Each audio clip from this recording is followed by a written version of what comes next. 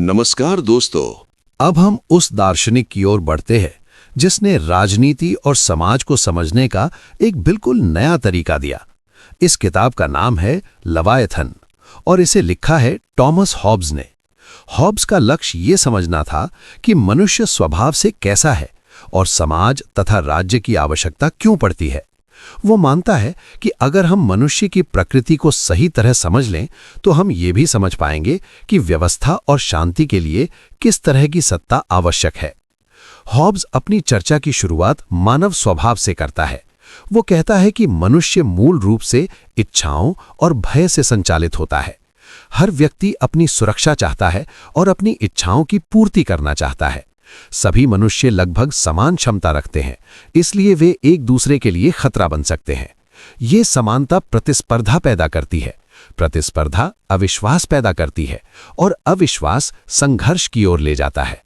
Hobbs इस स्थिति को स्टेट ऑफ नेचर कहता है। स्टेट ऑफ नेचर में कोई सरकार नहीं होती, कोई कानून नहीं होता और कोई साझा सत्ता नहीं होती जो नियम लागू कर सके। इस स्थिति में हर व्यक्ति को हर चीज पर अधिकार होता है, क्योंकि उसे अपनी सुरक्षा के लिए जो करना पड़े वो कर सकता है। लेकिन यही स्वतंत्रता असुरक्षा पैदा करती है, क्योंकि हर कोई दूसरे से डरता है। हॉब्स के प्रसिद्ध शब्दों में ऐसी स्थिति में जीवन एकाकी, निर्धन, घिनौना, क्रूर और छोटा होता है। ये वर्णन दिखाता है कि बिना व्यवस्था के मनुष्य का जीवन कितना अस्थिर हो सकता है। इस अस्थिरता से निकलने के लिए हॉब्स सामाजिक अनुबंध का विचार प्रस्तुत करता है। वो कहता है कि लोग अपनी कुछ स्वतंत्रताओं को छोड़कर एक केंद्रीय सत्ता को अधिकार देते हैं ताकि वो शांति और सुरक्षा सुनिश्चित कर सके। ये सत्ता एक व्यक्ति या सभा हो सकती है, लेकिन उसका अधिकार सर्वोच्च होना चाहिए। इस सर्वोच्च सत्ता को हॉब्स लवायथन कहता है, जो समाज का कृत्रिम शरीर है और जिसके बिना व्यवस्था संभव नहीं है। हॉब्स के अनुसार कानून का स्रोत वही सर्वोच्च सत्ता है। सही और गलत का निर्धारण प्राकृतिक रूप से नहीं, बल्कि उस सत्ता के नियमों से होता है जो समाज की रक्षा करती है। यदि हर व्यक्ति अपनी निजी समझ के अनुसार न्याय तय करेगा, तो फिर वही अराजकता लौट आएगी जिसे हम स्टेट ऑफ नेचर में देख चुके हैं। इसलिए शांति के लिए आवश्यक है कि लोग एक सामान्य नियम को स्वीकार करें और उस पर चलें। लेवाइथन में हॉब्स धर्म और राजनीति के संबंध पर भी विचार करता है। वह मानता है कि धार्मिक अधिकार को भी राज्य के अधीन होना चाहिए ताकि दोहरी सत्ता का संघर्ष न पैदा हो। यदि अलग अलग धार्मिक शक्तियां अपने नियम लागू करेंगी तो समाज में विभाजन और संघर्ष बढ़ेगा। इसलिए शांति बनाए रखने के लिए आवश्यक है कि अंतिम अधिकार राज्य के पास ही हो। हॉब्स का दर्शन कठोर लग सकता है, लेकिन उसका उद्देश्य डर पैदा करना नहीं, बल्कि सुरक्षा का महत्व समझाना है। वो ये दिखाता है कि पूर्ण स्वतंत्रता बिना सुरक्षा के बेकार है और व्यवस्था के बिना स्वतंत्रता टिक नहीं सकती। लेवायथन इस विचार का प्रतीक है कि मनुष्य अपनी सुरक्षा के लिए सामूहिक रूप से एक मजबूत सत्ता बनाता है और उसे अधिकार देता है। लेवायथन इस तरह आधुनिक राजनीतिक दर्शन की नींव रखती है। हॉब्स हमें ये सिखाता है कि समाज कोई प्राकृतिक चीज नहीं, बल्कि एक समझौते का परिणाम है और उसकी स्थिरता उस समझौते की मजबूती पर निर्भर करती है।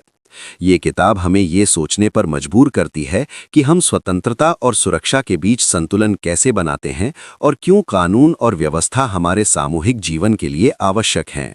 हॉब्स अब अपने तर्क को और व्यवस्थित रूप में आगे बढ़ाता है और दिखाता है कि मनुष्य की इच्छाएं और भय कैसे राजनीतिक व्यवस्था की नींव बनते हैं।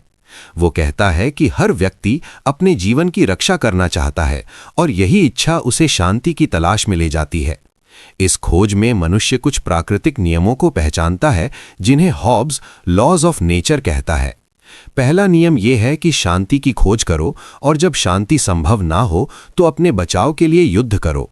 दूसरा नियम यह है कि शांति पाने के लिए उतनी स्वतंत्रता छोड़ो जितनी दूसरे भी छोड़ने को तैयार हों। इन नियमों के माध्यम से हॉब्स दिखाता है कि तर्क हमें बताता है कि सहयोग हमारे हित में है। अब वो अनुबंध की प्रकृति को स्पष्ट करता है। लोग एक दूसरे से वादा करते हैं कि वे अपनी कुछ स्वतंत्रताओं को त्याग देंगे और एक साझा सत्ता को अधिकार देंगे जो नियम बनाएगी और उन्हें लागू करेगी। ये अनुबंध केवल व्यक्तियों के बीच नहीं, बल्कि सभी के बीच एक साथ होता है और इसका परिणाम एक कृत्रिम व्यक्ति के रूप में सामने आता है जिसे राज्य कहा जाता है। इस राज्य की इच्छा वही है जो संप्रभु की इच्छा है, और संप्रभु वही है जिसे सबने अधिकार दिया है। हॉब्स संप्रभु के अधिकारों को विस्तार से बताता है। संप्रभु कानून बनाता है, न्याय का निर्धारण करता है, युद्ध और शांति का निर्णय करता है और नागरिकों की सुरक्षा सुनिश्चित करता है। उसके आदेशों को चुनौती देना अनुबंध को तोड़ना है, क्योंकि वही अनुबंध का प्रतिनिधि है।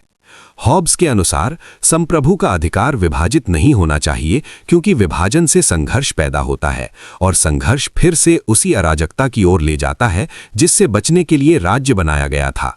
वो ये भी स्पष्ट करता है कि नागरिकों के कर्तव्य क्या हैं। उन्हें कानून का पालन करना चाहिए और राज्य की रक्षा में योगदान देना चाहिए, क्योंकि यही उनकी सुरक्षा की शर्त है। फिर भी हॉब्स एक महत्वपूर्ण अपवाद स्वीकार करता है। यदि संप्रभु किसी व्यक्ति के जीवन को सीधे खतरे में डालता है, तो उस व्यक्ति को अपने बचाव का प्राकृतिक अधिकार बना रहता है। इससे वो दिखाता है कि मूल अधिकार पूरी तरह समाप्त नहीं होते, बल्कि व्यवस्था के भीतर सुरक्षित रहते हैं। लिवायथन में हॉब्स नागरिक कानून और प्राकृतिक कानून के संबंध को भी स्पष्ट करता है।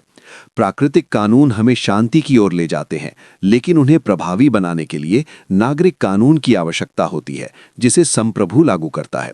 बिना लागू करने की शक्ति के नियम केवल सलाह बनकर रह जाते हैं।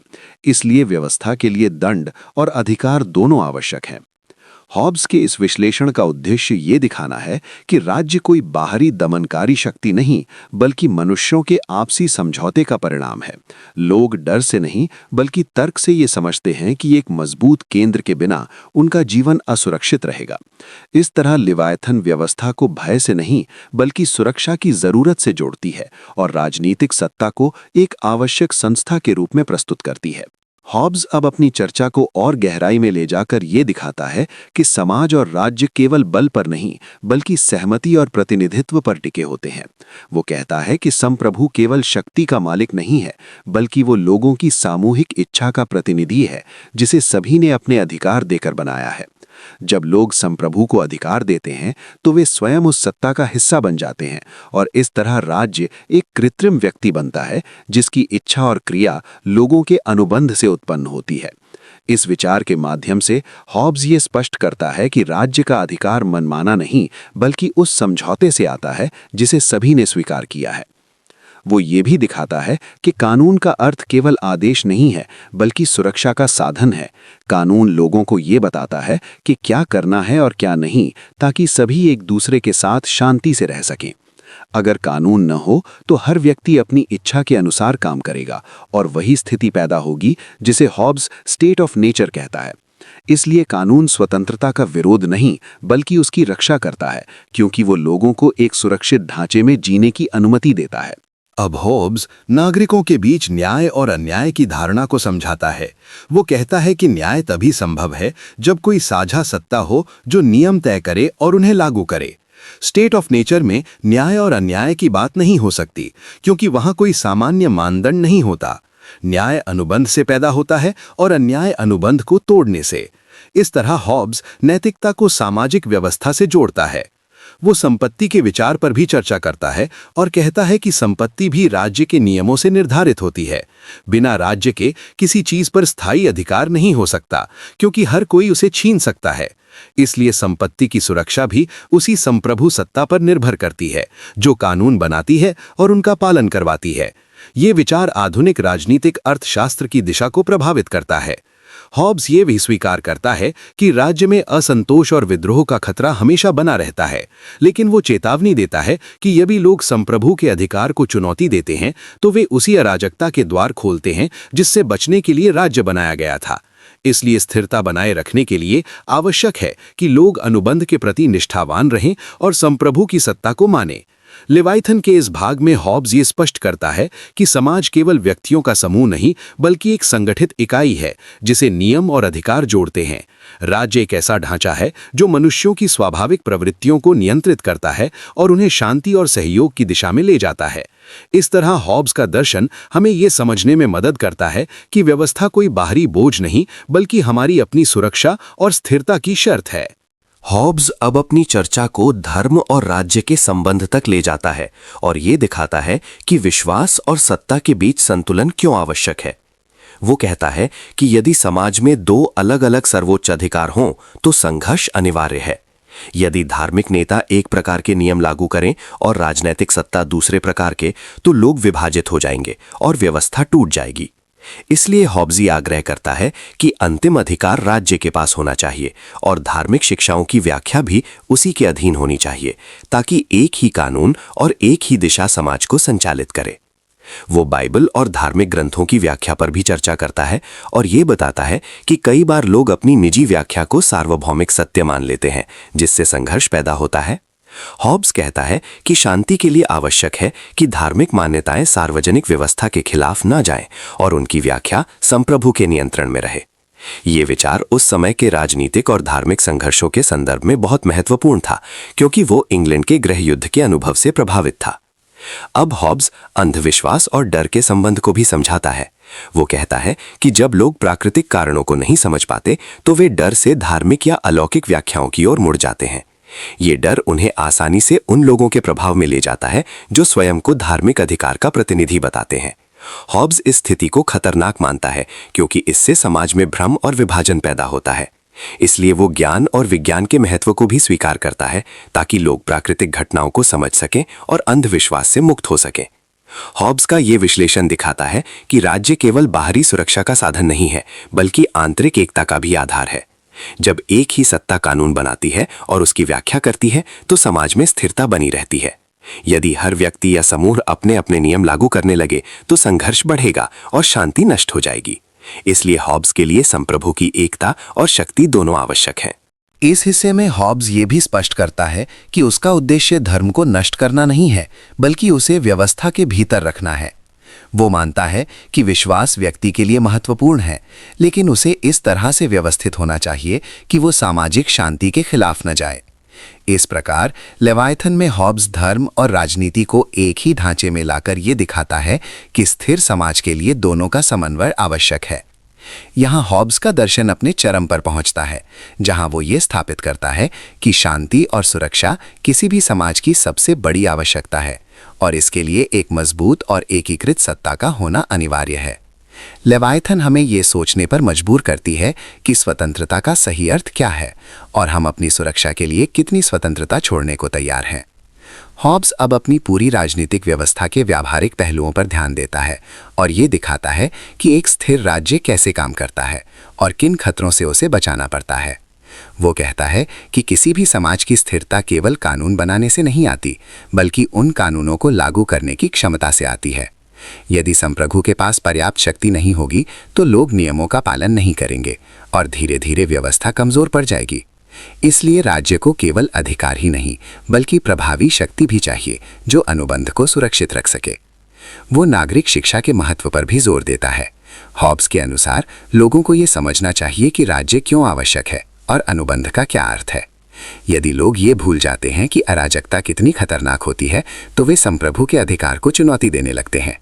इसलिए समाज को ये स्मरण रखना चाहिए कि शांति और सुरक्षा किसी संयोग से नहीं, बल्कि सामूहिक समझौते और सत्ता की स्थिरता से आती है।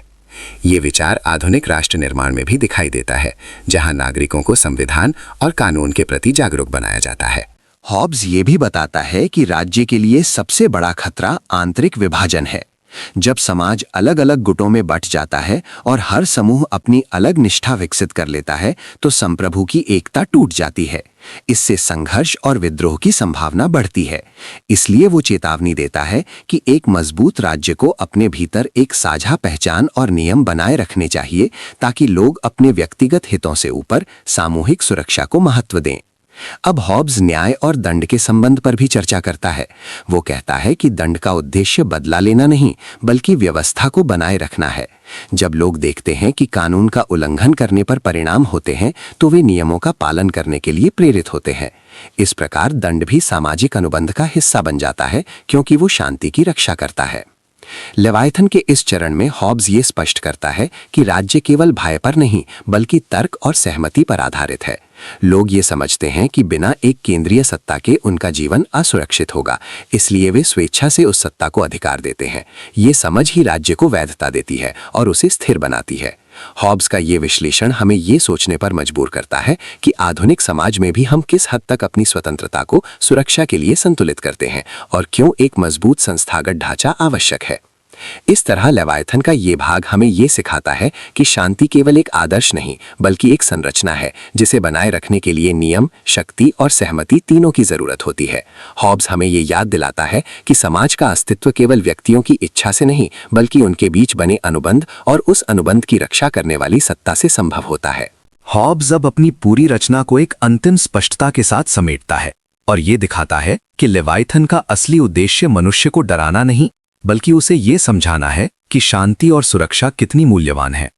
वो कहता है कि जब लोग अपनी प्राकृतिक स्थिति को समझ लेते हैं, जहां हर कोई हर किसी से डरता है, तब वे ये भी समझ जाते हैं कि एक संगठित सत्ता के बिना उनका जीवन अस्थिर रहेगा। इसीलिए राज्य कोई बाहरी बोझ नहीं बल्कि मनुष्यों की अपनी बुद्धि और आवश्यकता से पैदा हुआ एक कृत्रिम शरीर है। वो ये भी स्पष्ट करता है कि स्वतंत्रता का अर्थ पूर्ण मनमानी नहीं है। सच्ची स्वतंत्रता वही है जो कानून के भीतर सुरक्षित रहती है। जब नियम स्पष्ट होते हैं और उनका पालन होता है तब व्यक्ति बिना डर के अपना जीवन जी सकता है। लेकिन जब हर कोई अपनी इच्छा के अनुसार कार्य करता है तो स्वतंत्रता नहीं बल्कि अराजकता पैदा होती है। हॉब्स के लिए स्वतंत्रता और व्यवस्था एक दूसरे के विरोधी नहीं बल्कि पूरक है। अब हॉब्स ये भी मानता है कि कोई भी राज्य पूर्ण नहीं होता और उसमें त्रुटियां हो सकती हैं, लेकिन वो ये चेतावनी देता है कि राज्य की कमियों के कारण उसे तोड़ देना समाधान नहीं है। यदि संप्रभु की शक्ति टूटती है तो समाज उसी अराजकता में लौट सकता है जिससे बचने के लिए राज्य बनाया गया था। इसीलिए सुधार का मार्ग व्यवस्था के भीतर ही खोजा जाना चाहिए, ना कि उसे नष्ट करके। लेवायथन का अंतिम संदेश ये है कि मनुष्य का जीवन केवल व्यक्तिगत इच्छाओं का खेल नहीं है बल्कि सामूहिक सुरक्षा और शांति पर आधारित है। हम दूसरों के साथ मिलकर एक ऐसा ढांचा बनाते हैं जिसमें हम सुरक्षित रह सकें और अपनी इच्छाओं को पूरा कर सकें। ये ढांचा ही राज्य है और इसकी स्थिरता हमारे अपने हित में है। हॉब्स हमें यह समझाता है कि जब हम कानून और सत्ता का सम्मान करते हैं तो हम वास्तव में अपनी ही सुरक्षा का सम्मान कर रहे होते हैं। इस प्रकार लेवायथन हमें एक गहरी समझ देता है कि समाज कोई प्राकृतिक रूप से दिया हुआ तथ्य नहीं बल्कि एक समझौते का परिणाम है और इस समझौते की रक्षा करना हमारी जिम्मेदारी है। हॉब्स हमें उसी बिंदु पर छोड़ देता है जहां हम ये स्वीकार करते हैं कि शांति और सुरक्षा के बिना स्वतंत्रता का कोई अर्थ नहीं और व्यवस्था के बिना समाज का अस्तित्व नहीं। यही उसकी पुस्तक का अंतिम संदेश है और यही आधुनिक राजनीतिक दर्शन के लिए उसका स्थायी योगदान है। अगर इस ऑडियो बुक ने आपको ये समझाया कि समाज और राज्य क्यों जरूरी हैं, अगर हॉब्स की इस यात्रा ने आपको ये एहसास दिलाया कि शांति और सुरक्षा हमारी सबसे बड़ी जरूरत है, तो इस वीडियो को लाइक कीजिए, क्योंकि ये सिर्फ एक क्लिक नहीं, ये इस बात की स्वीकृति है कि आप सोचने के लिए रुके। इस वीडियो को शेयर कीजिए, शायद किसी और को भी समाज और स्वतंत्रता के संतुलन को समझने की प्रेरणा मिले। और अगर आप ऐसी ही गहरी, ईमानदार और बौद्धिक यात्राएं आगे भी सुनना चाहते हैं तो माई गैलेक्सी टूर चैनल को सब्सक्राइब कीजिए, क्योंकि माई गैलेक्सी टूर पर हम जवाब नहीं थोपते, हम सोचने की आदत बदलते हैं। धन्यवाद माई गैलेक्सी टूर के साथ इस दार्शनिक यात्रा का हिस्सा बनने के लिए।